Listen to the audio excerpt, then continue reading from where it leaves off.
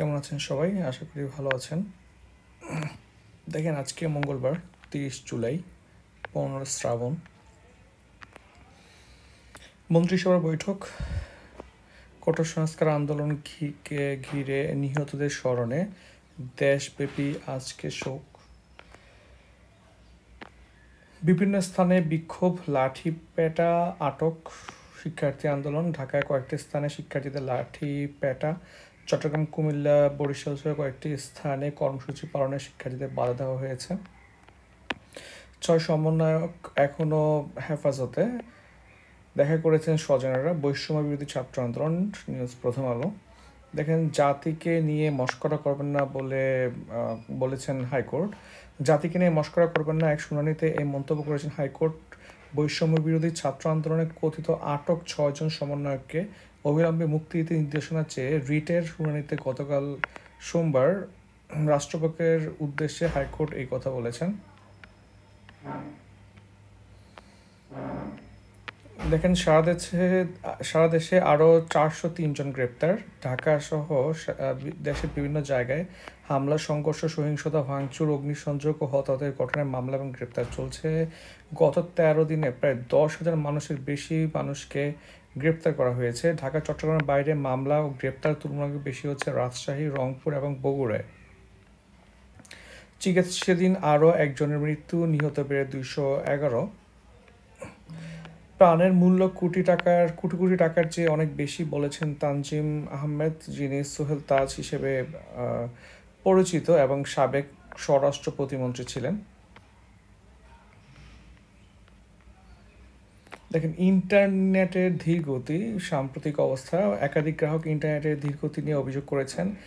অনলাইনে কিছু অর্ডার করতে গিয়েও অ্যাপ লোড হচ্ছে না। গত 10 দিন পর মোবাইল ইন্টারনেট ফিরলেও অবস্থা কোনো উন্নতি হয়নি, বরং ধীরগতির চরমে পৌঁছেছে।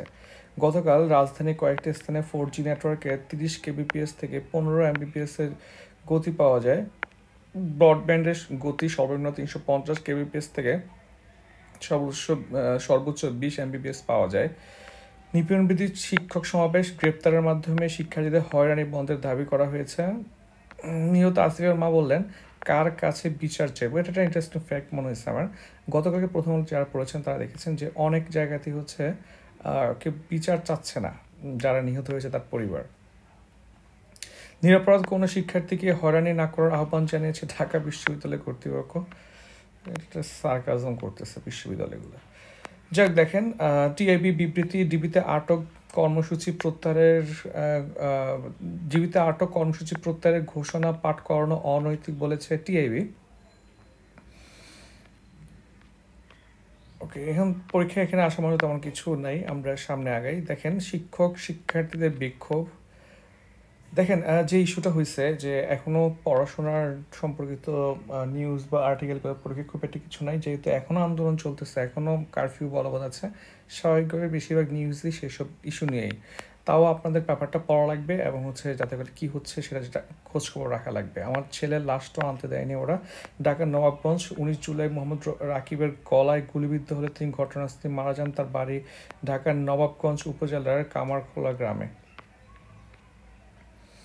শিক্ষামন্ত্রীর সঙ্গে শিক্ষক নেতাদের বৈঠক ফলপ্রসূ।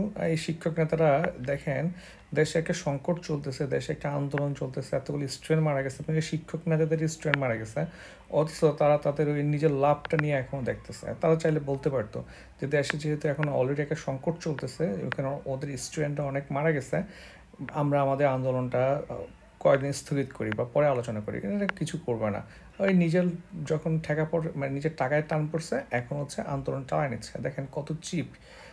এই আমাদের শিক্ষক সমাজকে স্টুডেন্টরা রেসপেক্ট করাটা কমে গেছে এখন। আপনারা দেখবেন এখন আর আগের মতো স্কুল টিচার, ইউনিভার্সিটি টিচারদেরকে রেসপেক্ট করে না। বিশেষ করে বিশ্ববিদ্যালয় টিচাররা আগে ছিল আইকন, বিশ্ববিদ্যালয়ের শিক্ষক বললে সবাই দাঁড়ায় যেত। হ্যাঁ, ব্যাপারটা বোঝেন। একটা বিশ্ববিদ্যালয় টিচারের বই, একটা বিশ্ববিদ্যালয় টিচার এখন টক শোতে আসছে, এই যে এরকম একটা একটা একটা ভাইব ক্রিয়েট হয়ে যেত। হ্যাঁ, ভাইব্রেন্ট সিচুয়েশন ক্রিয়েট হতো। এটা কিন্তু এখন নাই, এখন পরপর মকারি করে। হ্যাঁ, শিক্ষক নিয়োগ থেকে শুরু করে শিক্ষকদের এই ধরনের চিপ কিছু স্টেপ, যেখানে ওনার স্টুডেন্টরা মারা যাচ্ছে, রাস্তাঘাটে প্রতিদিন আটক হচ্ছে, লাশ হচ্ছে, সেখানে ওনারা আছে ওদের প্রত্যয় স্কিম নিয়ে।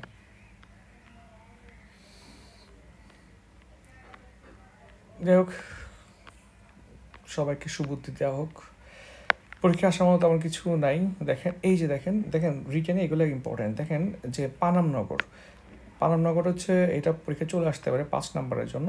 এখানে 52টি ভবন, চারপাশে খাল নিয়ে পানামনগর গঠিত। স্থানীয় লোকজনের কাছে মৃত নগরী বা রহস্যনগরী নামে পরিচিত।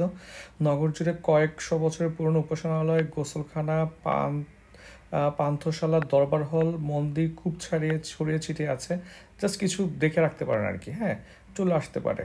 নগরের স্থাপনাগুলোতে ইউরোপীয় স্থাপত্য রীতির সঙ্গে মোঘল এবং সুলতানি স্থাপত্য রীতির একটা মিশ্রণ ঘটেছে। প্রবেশ ফি হচ্ছে 20 টাকা, তবে সার্কভুক্ত মানুষের জন্য, নাগরিকের জন্য 100 টাকা, এবং সার্ক অন্য দেশের জন্য হচ্ছে 300 টাকা। দর্শনার্থীর জন্য সন্ধ্যার পরে পানাম এলাকা নিরাপদ নয়। দুর্ঘটনা থেকে বাঁচতে নগরের পুরনো ভবনের উপরে ওঠা যাবে না। একটু দেখে রাখতে পারেন, চলে আসতে পারে। যেমন ধরুন হচ্ছে বরেন্দ্র জাদুঘর নিয়ে কিন্তু চলে আসছে অলরেডি 44-এ। হ্যাঁ, সো আবার দেখেন এই চট্টগ্রামের জাতিতাত্ত্বিক জাদুঘর, এটা নিয়ে চলে আসতে পারে। একটু দেখে নেন আপনার রিটার্নের জন্য।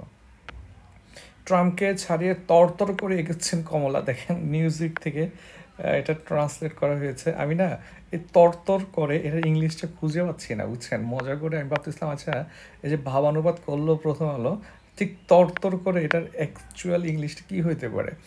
আমি পরে ডিকশনারিতে সার্চ করছি মোবাইলে, সেখানে তরতরি আছে, TAR। আমি নিউজউইকের কন্টেন্ট আমি খুঁজে বের করবো, আপনারা খুঁজে পাইলে আমাকে দিয়েন যে অ্যাকচুয়ালি ওরা কিওয়ার্ড ইউজ করছে। আর প্রথম হলো তরতর করে ওয়ার্ডটা কীভাবে নিয়ে আসছে, আমার খুবই মজা লাগছে। মানে প্রথম হলো ইন্টারন্যাশনাল পেজটা পুরো কমেডি থাকে। প্রয়োজনে ইসরায়েলে ঢুকবে তুরস্ক, এরদোয়ান বলেন তুরস্ক এর আগে লিবিয়া এবং নাগোর্নো কারাবাখে ঢুকেছে, ইসরায়েলের ক্ষেত্রেও তারা ঢুকতে পারবেন। তিনি বলেন এই জন্য আমাদের অনেক কঠিন হতে হবে যাতে ফিলিস্তিনের সঙ্গে এর উপহাস করতে না পারে। মূলত এটা আমি কালকেই ঘাটতেছিলাম যখন উনি বলেছেন কিছুক্ষণের মধ্যে। মূলত উনি যেটা করছে, উনি ঠিক একটা ডেভেলপমেন্ট মানে মিলিটারি ডেভেলপমেন্টের জন্য উনি হচ্ছে মোটিভেট করতে গিয়ে সম্ভবত এটা বলছে, আমার যতটুকু আমার নিজের অনুধাবন আসছে। আর উনি বলছে যে আমাদেরকে এমনভাবে ডেভেলপড হওয়া লাগবে যাতে ইসরায়েলও আমরা ঢুকতে পারি। পয়েন্টটা বুঝছেন? অর্থাৎ উনি হচ্ছে ইসরায়েলের ঢোকাটাকে পুশ করার চেয়ে উনি এটা দিয়ে পুশ করছে সেলফ ডেভেলপমেন্টটা, এই জিনিস আমার মনে হচ্ছে আর কি। যাই হোক, এখন দেখেন এখানে বলা হচ্ছে যে অবশ্যই এরপরে একে পার্টি থেকে বা ইসরায়েলের পক্ষ থেকে কোনো মন্তব্য করেনি, এটা করছে। এটা রং হয়তো প্রথমত তখন পায় নাই। যে ইসরায়েল থেকে বলা হয়েছে যে এরদোয়ানের আপনার ভবিষ্যৎ সাদ্দামের মতো হবে যদি উনি এই টাইপের কাজ করে। সাদ্দাম মানে ইরাকের সাদ্দাম, যাকে হচ্ছে মেরে ফেলা হয়েছে USA কর্তৃক। সুটকেস চালাতেও লাইসেন্স লাগবে না এমনিতেই কিছু নিউজ।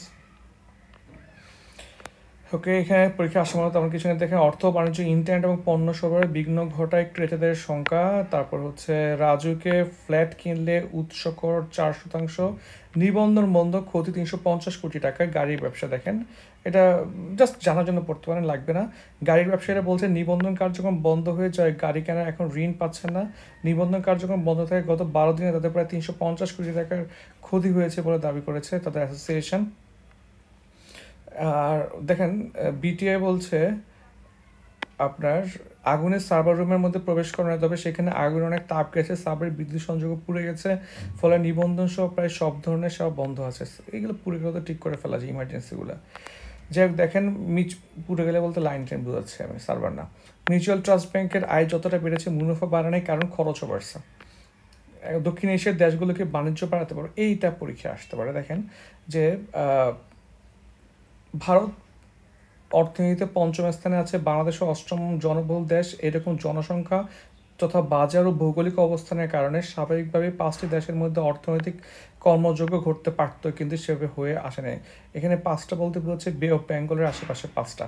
দেখেন দক্ষিণ পূর্ব এশিয়ার বঙ্গোপসাগরে গিয়ে 2 অঞ্চলের মধ্যে ব্যবসা বাণিজ্য নিজেদের এক সূত্রে বেঁধে রাখবে এবং একটি গতিশীল অর্থনৈতিক অবস্থা গড়ে তুলবে। স্বাভাবিকভাবে এটাই হওয়ার কথা ছিল, কিন্তু বঙ্গোপসাগর অঞ্চল এখন পর্যন্ত তুলনামূলকভাবে অন্য অঞ্চল থেকে পিছিয়ে আছে।